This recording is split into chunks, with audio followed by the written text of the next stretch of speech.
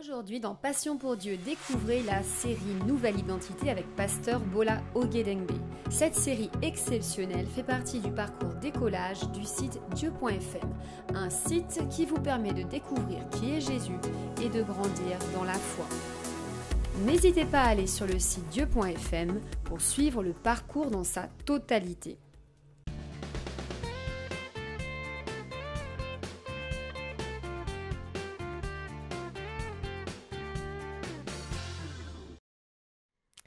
J'ai une autre bonne nouvelle pour vous. Dans cette carte d'identité que nous sommes en train de construire, il y a un autre point que nous allons ajouter maintenant, un autre point qui est capital. Un autre point qui ressemble à ce qui a été dit précédemment, mais qui est différent. Et c'est celui-ci. Dieu, lorsque vous avez donné votre vie à Jésus, vous a déclaré non coupable.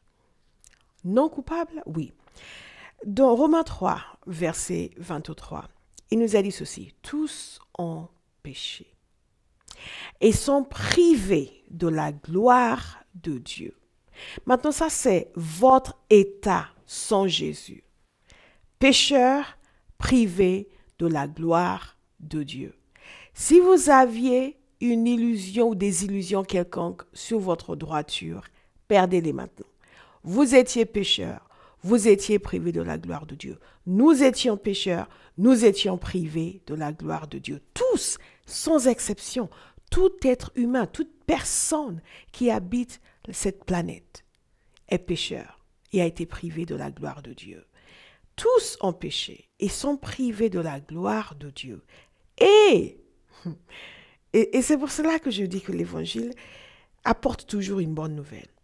Dieu diagnostique notre condition et il offre la solution. Et ils sont gratuitement déclarés justes. Comment? Par sa grâce. Comment? Par le moyen de la libération qui se trouve en Jésus-Christ. Vous voyez, pécheurs privés de la gloire de Dieu. Et de ce côté-ci, déclarés justes, justifiés. Par sa grâce. Par quel moyen?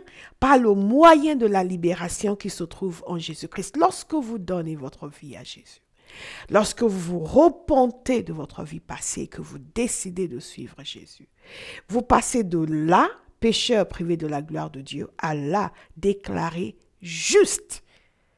Parce que libéré par Jésus-Christ. Vous voyez pourquoi Jésus?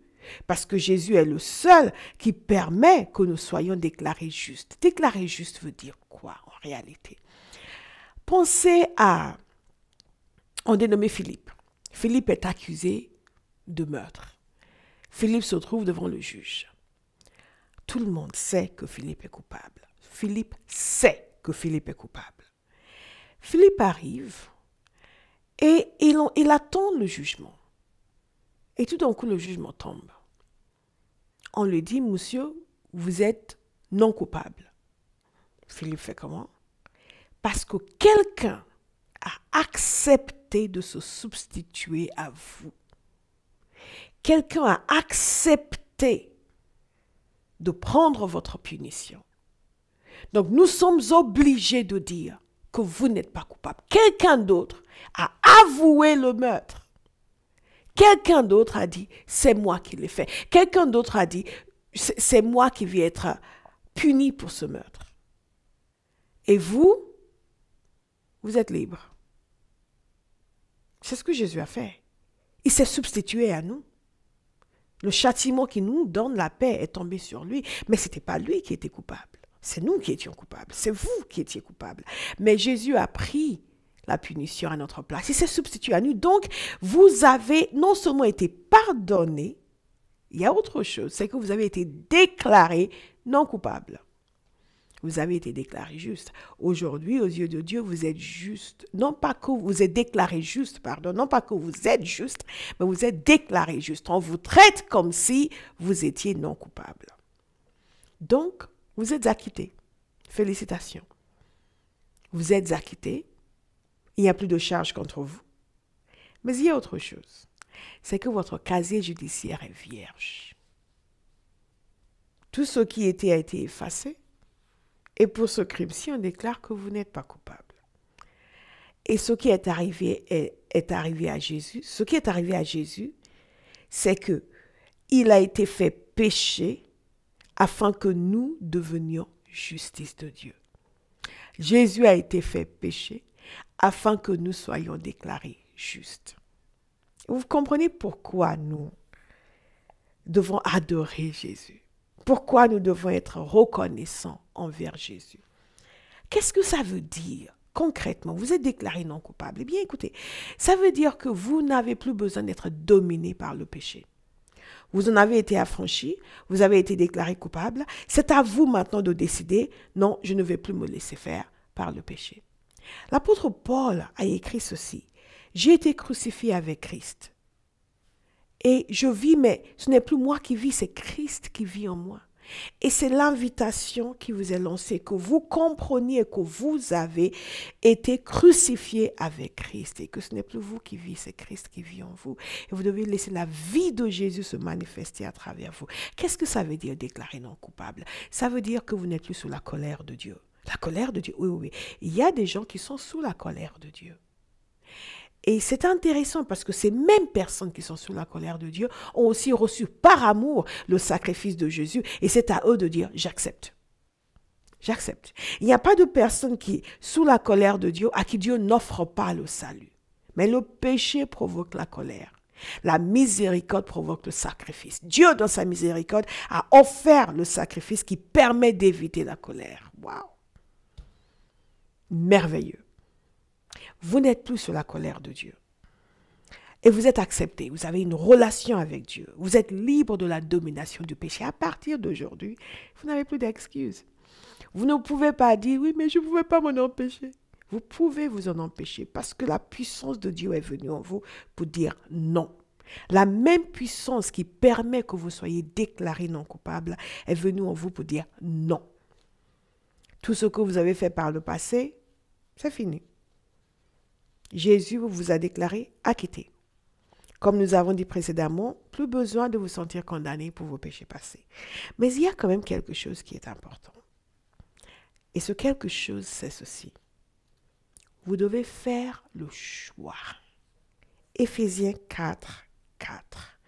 Vous devez faire le choix, vous-même, de vous débarrasser de tout ce qui n'est pas agréable à Dieu. Sinon, nous sommes comme des personnes qui ont été lavées, vêtues d'un vêtement blanc, et qui vont après se vautrer dans la boue, et qui vont après se vautrer dans les excréments. Et ça, c'est un point que chaque nouveau chrétien doit saisir. Jésus nous a pardonné, nous a déclarés non coupables pour que nous puissions vivre une vie agréable à Dieu. Il y a un choix de vie que vous devez faire à partir de maintenant. Oui, vous devez. Je n'ai pas qu'on me dise quoi faire. Tout le monde vous dit quoi faire. Tout le monde. On vous dit où construire votre maison. On vous dit où habiter. Honorez Dieu en acceptant qu'il conduise votre vie. Il vous a gratuitement déclaré non coupable. Gratuitement. Et vous avez maintenant la possibilité de devenir radical. Radicalement reconnaissant. Et dire que celui qui a fait tout ça pour moi, je vais lui consacrer mon existence. Je vais le servir avec mes tripes. Je vais le servir avec toutes mes capacités et je vais faire sa volonté. Je vais aller à contre-courant. Il y a une invitation qui vous est lancée.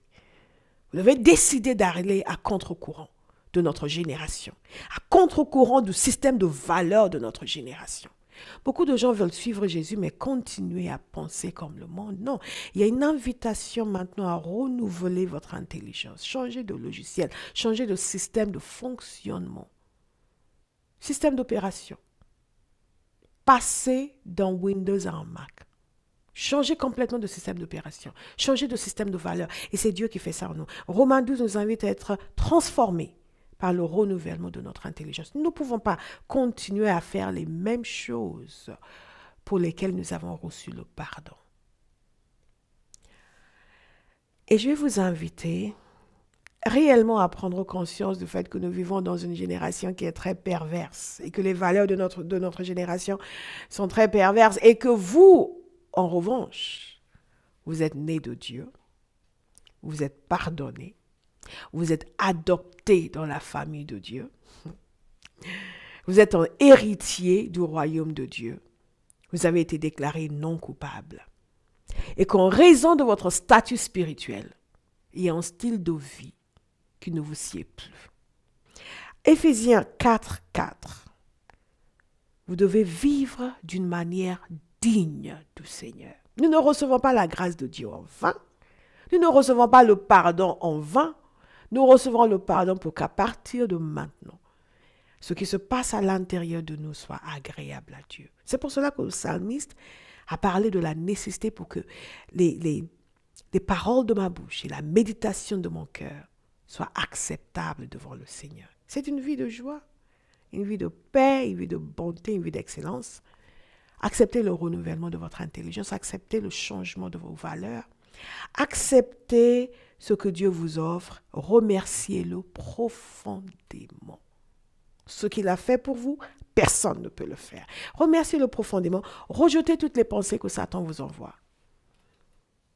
Vivez d'une manière digne du Seigneur et partagez. Partagez la bonne nouvelle. Parlez avec les gens autour de vous. Dites-leur ce qui vous est arrivé. Dites-leur comment vous avez rencontré Jésus. Dites-leur que vous vivez une vie nouvelle. Maintenant, ne soyez pas étonnés si tout le monde n'est pas d'accord avec vous, si tout le monde n'est pas content. Tout le monde n'est pas forcément content. Si tout le monde serait content, si tout le monde était content, tout le monde serait chrétien.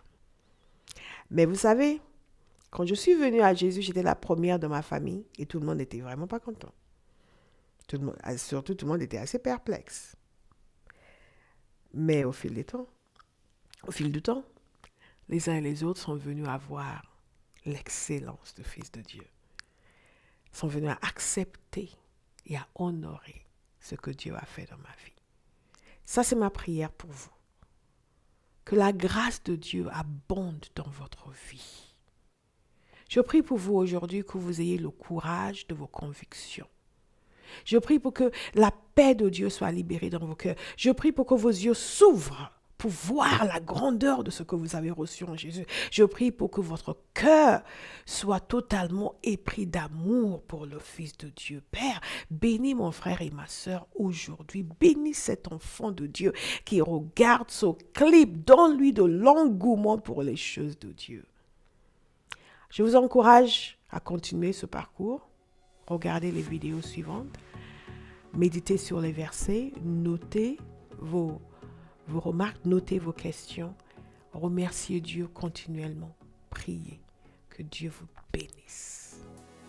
Restez avec nous pour la deuxième partie de Passion pour Dieu.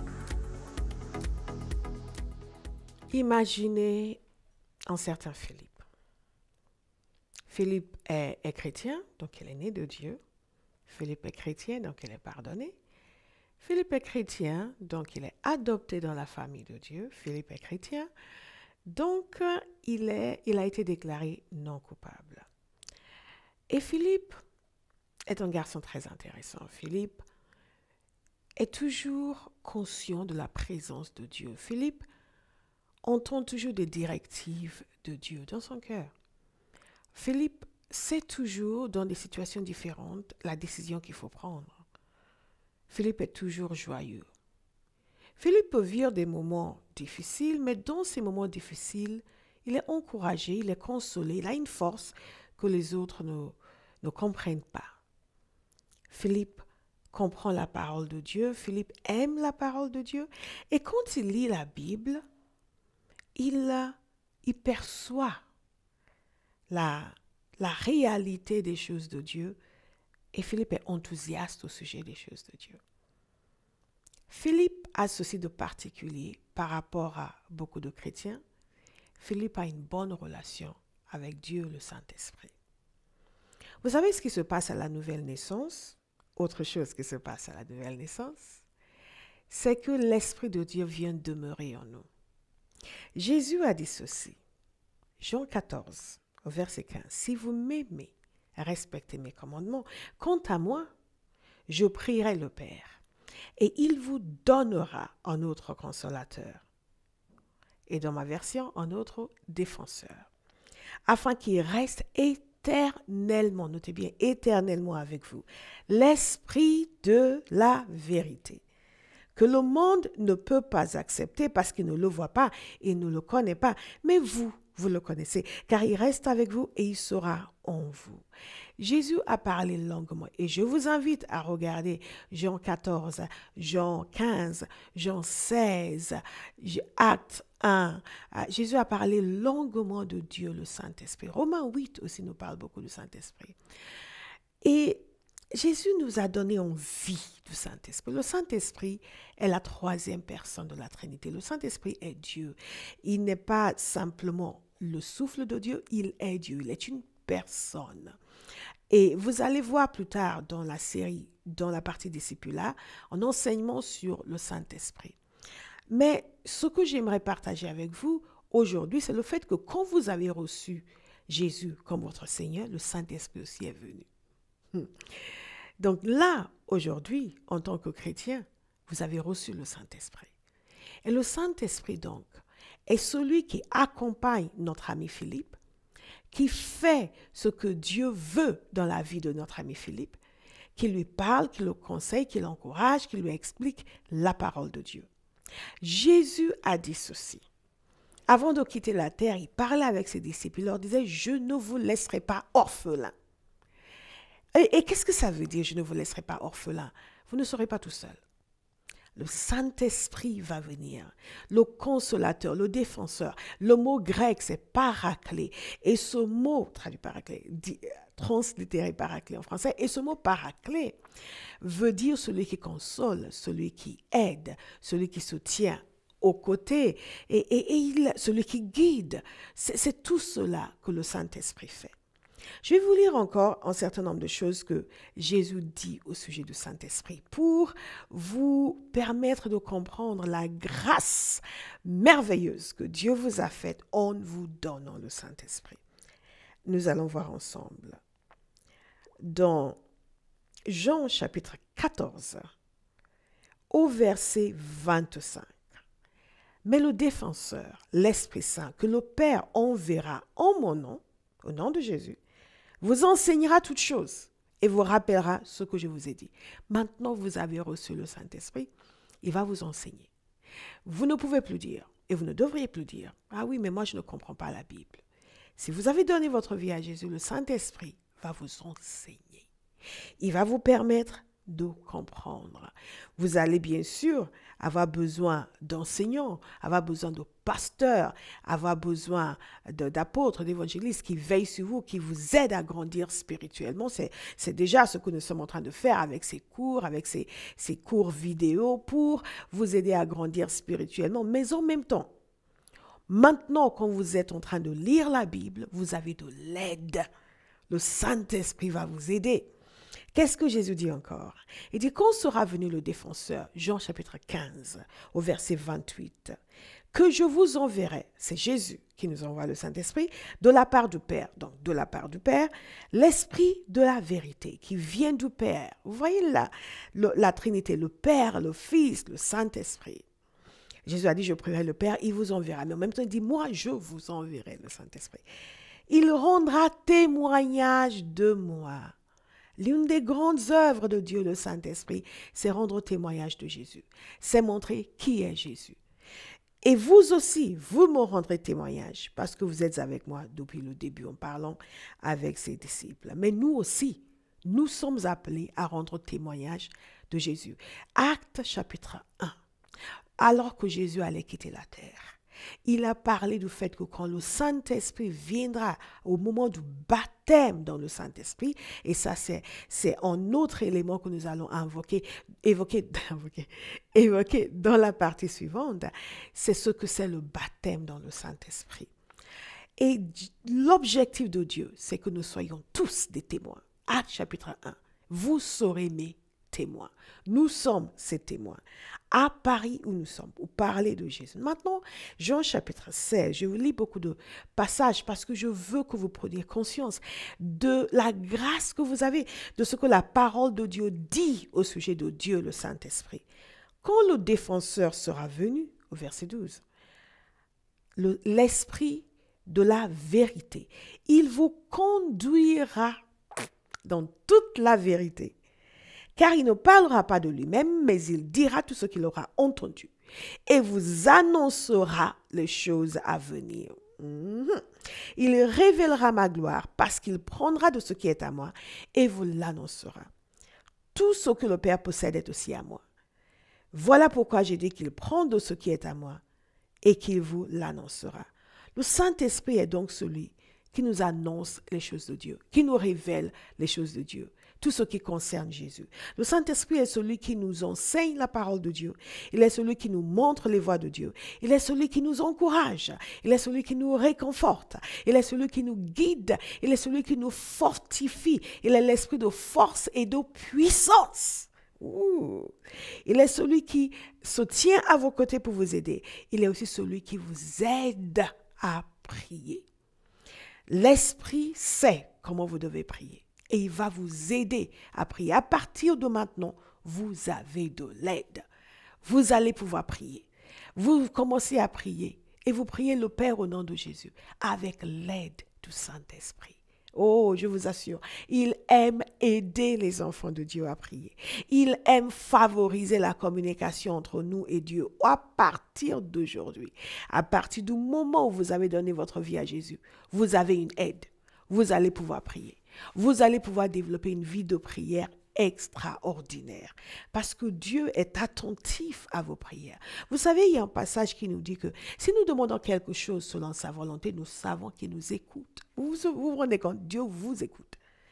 Il vous écoute. Et nous savons, si nous savons qu'il nous écoute, nous savons que nous possédons la chose que nous avons demandée. Nous allons aussi voir un peu plus tard dans la partie suivante la question de la prière. Qu'est-ce que la prière? Comment prier? Vous allez apprendre des choses merveilleuses. Dieu nous aide à prier à travers le Saint-Esprit. Donc, le Saint-Esprit va vous aider à prier. Le Saint-Esprit va vous donner la capacité d'être un témoin. Le Saint-Esprit va faire des miracles pour vous et à travers vous. Des miracles? Oui, des miracles. Qu'est-ce qu'un miracle? C'est une intervention surnaturelle de Dieu dans une circonstance humaine.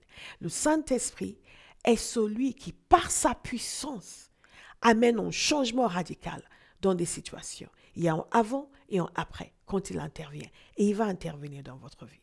Oh, je déclare sur vous que l'Esprit de Dieu intervient dans votre vie et change les circonstances de votre vie. Il est avec vous maintenant. Il est en vous et il va vous aider. Il va vous aider aussi, il va vous rendre témoignage que vous êtes enfant de Dieu. Regardez dans l'Épître aux Romains, chapitre 8, et il nous rend témoignage que nous sommes enfants de Dieu. Il va vous convaincre, il va vous permettre de savoir en vous-même que vous appartenez à Dieu. Parce que figurez-vous, ni vous ni moi n'avons vu Jésus. Jésus n'est pas venu physiquement s'installer dans mon bureau pour me dire « Ah, mon enfant, je t'ai accepté dans mon royaume, maintenant tu m'appartiens. » Mais non, l'Esprit de Dieu en moi me rend témoignage que je suis enfant de Dieu. Et cette assurance que Dieu le Saint-Esprit donne, personne ne peut l'enlever. Il y a autre chose que vous devez savoir, c'est que la parole de Dieu nous dit, 1 Corinthiens 6, que nos corps sont le temple du Saint-Esprit. Ouf, c'est puissant. Nos corps sont le temple du Saint-Esprit qui est en nous et que nous avons reçu de Dieu. Et il nous a dit ceci, écoutez attentivement. Donc, nous ne nous appartenons plus à nous-mêmes. Nous avons été achetés à un prix important. Le prix a été payé pour nous. Donc, nous ne nous appartenons plus à nous-mêmes. 1 Corinthiens chapitre 6, au verset 18. Écoutez bien. Le Saint-Esprit, nos corps sont le temple du Saint-Esprit. Nous ne nous appartenons plus nous-mêmes. Donc, nous sommes censés honorer Dieu. La conséquence logique, et que ce verset nous dit, c'est que nous sommes censés honorer Dieu avec nos corps. Donc, à partir d'aujourd'hui, qu'est-ce que vous faites? Recevez pleinement la présence du Saint-Esprit en vous. Parlez-lui. Dites-lui de vous aider à comprendre les Écritures. Dites-lui de vous aider à prier le Père selon le cœur du Père. Dites-lui de vous aider à grandir spirituellement. Et commencez à honorer Dieu avec votre corps physique. 1 Corinthiens chapitre 6, verset 18. Votre corps est le temple du Saint-Esprit. Donc, il nous a dit au verset 18 de fuir l'impudicité, de fuir l'immoralité sexuelle. Parce que tout autre péché commis est commis en dehors du corps. Mais celui qui pêche sur le plan sexuel, pêche contre son propre corps. Et ce corps est le temple du Saint-Esprit. Vous vous rendez compte? Votre corps est le temple du Saint-Esprit. Donc la parole de Dieu vous invite à partir de maintenant à honorer Dieu avec votre corps, à mettre fin à l'immoralité sexuelle parce que vous péchez contre votre propre corps. Or, votre corps est le temple du Saint-Esprit. C'est merveilleux. Votre corps est le temple du Saint-Esprit. Donc, honorez le temple du Saint-Esprit. Je vais vous encourager réellement à ouvrir votre cœur à Dieu le Saint-Esprit. Il va changer votre expérience chrétienne. Le Saint-Esprit, il nous aide à saisir les choses de Dieu. La Bible nous dit aussi ceci, que œil n'a point vu et oreille n'a point entendu ce que Dieu a préparé pour ceux qui l'aiment, mais il nous les a révélés par son esprit. Le Saint-Esprit est l'esprit de vérité. Il est l'esprit de révélation. Il y a des choses qu'il va vous révéler. Il va vous ouvrir l'entendement. Il va vous permettre de comprendre. Il va faire en sorte que ce qui était confus devienne clair, que ce qui était difficile devienne simple. Et là où avant vous lisiez la Bible sans trop saisir, maintenant vous allez commencer à comprendre. Dieu nous a fait un cadeau exemplaire en nous donnant son esprit. Dieu nous a fait un cadeau merveilleux, parfait, en nous donnant celui qui est l'esprit de vérité, qui nous conduit dans la vérité, qui, Éphésiens, chapitre 1, 2, 3, qui illumine les yeux de nos cœurs. Il amène la lumière à l'intérieur de vous et il vous permet de saisir la réalité des choses spirituelles. Le Saint-Esprit est aussi celui qui nous remplit totalement. Lorsque nous parlons du baptême dans le Saint-Esprit et qui nous donne la capacité de prier dans des langues inconnues. Mais nous allons en parler un peu plus tard. Au jour d'aujourd'hui, ce que je veux que vous saisissiez, c'est que Dieu le Saint-Esprit est venu demeurer en vous. C'est que votre corps est le temple du Saint-Esprit. C'est que maintenant, vous avez de l'aide dans la vie.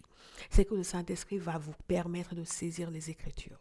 Donc, chaque jour, remerciez Dieu pour son esprit. Chaque jour, parlez avec Dieu, le Saint-Esprit. Chaque jour, reconnaissez sa présence. Chaque jour, laissez-le vous enseigner, vous conduire. Et ne dites plus jamais que vous ne pouvez pas faire ceci ou faire cela. Sachez que tout ce que Dieu a prévu pour votre vie, Dieu, le Saint-Esprit, va l'amener à l'existence, va l'amener à la manifestation. Et si vous connaissez des gens qui ont reçu le baptême dans le Saint-Esprit, demandez-leur de prier avec vous pour que vous aussi soyez baptisés dans le Saint-Esprit. Qu'est-ce qui se passe? C'est que le Saint-Esprit vient en nous, nous remplit avec puissance et vient sur nous et nous donne la capacité de prier à Dieu dans des langues que nous n'avons pas apprises. Vous n'avez jamais entendu parler de cela? Lisez dans Actes chapitre 2. Vous allez voir. Et nous allons en parler un peu plus longuement dans les segments suivants et que Dieu vous bénisse.